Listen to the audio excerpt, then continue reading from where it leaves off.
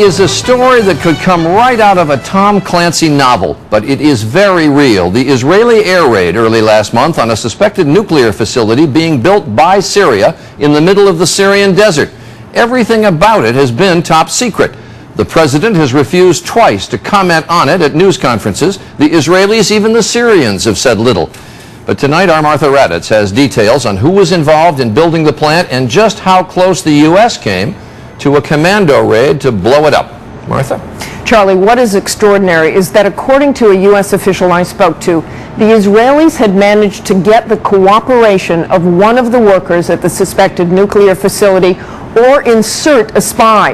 Whoever it was, they took detailed photographs of the site from the ground, photographs later shown to U.S. officials.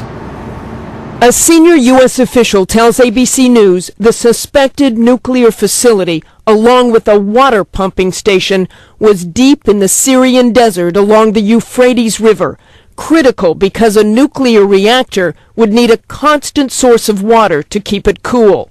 But the hardest evidence of all was the photographs, which the U.S. official told me showed details of a large cylindrical structure with very thick reinforced walls, the pump station, and trucks parked nearby.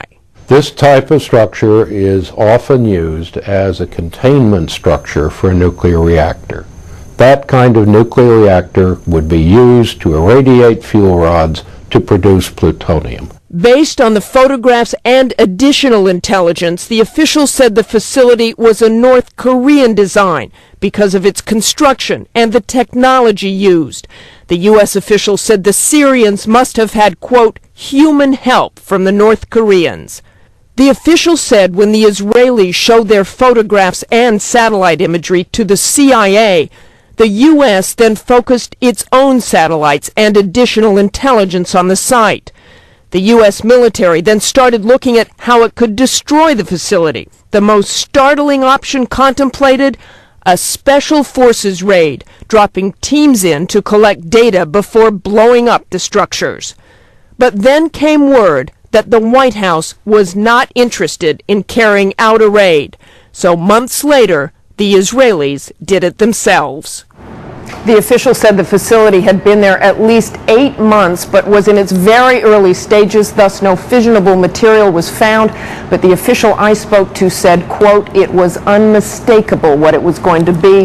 There is no doubt in my mind. So, Martha, if the intelligence was so clear, why has the administration been so reluctant to talk about it? Well, I think some in the administration felt it wasn't absolutely clear. No fissionable material. It wasn't completely constructed. But you also have a Mideast peace process they're trying to put in place. You also have the North Korea negotiations, and they did not want it to complicate that. All right. Martha Raddatz reporting. Thanks.